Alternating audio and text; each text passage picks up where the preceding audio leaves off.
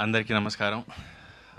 ఇక్కడ దాకా వచ్చినందుకు నేను థ్యాంక్స్ కూడా చిన్న మాటే అవుతుంది. ఎక్కడ తుఫాన్ డిస్టర్బ్ చేస్తుందో అనుకున్నాను. కొంచెమా? ఓకే.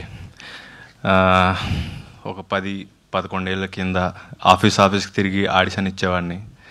నాటకం చూసి కరుణ గారు నాకు పలాస ఇచ్చారు. ఆడిషన్ చూసే రూపక్ నన్ను పరిశ్రమలో క్యాస్ట్ చేశారు.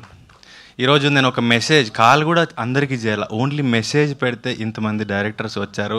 వెనక్కి తిరిగి చూస్తే ఎప్పుడైనా నేను డల్ అయిపించినప్పుడు కూడా ఇది గుర్తుపెట్టుకుంటా. నేను ఏం సాధించాను అనిపించినప్పుడు ఒక మెసేజ్తో నాకు ఒక ఫ్రెండ్స్ డైరెక్టర్స్ని సంపాదించుకున్నాను గుర్తుపెట్టుకుంటా. థ్యాంక్ యూ సో మచ్ పేరున. అండ్ కొత్త ప్రొడ్యూసరు, డెబ్యూటాంట్ డైరెక్టరు, చాలామంది యాక్టర్స్ కూడా ఫస్ట్ టైం యాక్ట్ చేస్తున్నారు. వీళ్ళందరికీ సపోర్ట్ చాలా అవసరం. ఆ ప్రొడ్యూసర్ నిలబడి ఇంకో సినిమా చేయాలంటే కూడా ఈ సినిమా ఆడడం చాలా అవసరం.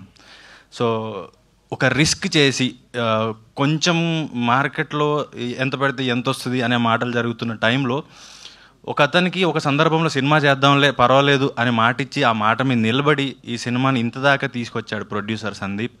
అండ్ ఇదంతా ఆయన వల్లే. అండ్ ఈ సినిమా మేము ఎప్పుడు కూడా షూట్ చేసిన ఫీలింగ్ రాలా. అరకు వెళ్ళాము, 70-80 మంది అందరు కలిపి వెళ్ళిపోయాము. వంట చేసుకున్నారు, తిన్నారు, ఆడుకున్నారు, పాడుకున్నారు, సైట్ సీయింగ్కి వెళ్ళారు, షూటింగ్ అయిపోయింది, వచ్చాం.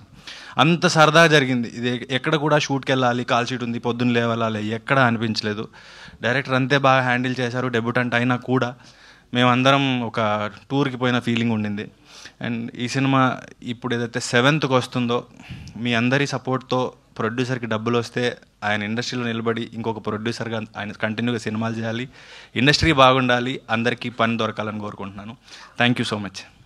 థ్యాంక్ యూ తిరువీర్ గారు. మీరు ఇలానే డిఫరెంట్ రోల్స్లో డిఫరెంట్ కాన్సెప్ట్స్లో మమ్మల్ని ఎప్పుడు పలకరిస్తూ ఉండాలి అని మనస్ఫూర్తిగా కోరుకుంటున్నాము. సో ఈ ప్రీ వెడ్డింగ్ షోకి అందరూ వచ్చి ప్రేక్షకులు ఆశీర్వదించాలి అని కూడా కోరుకుంటున్నాను.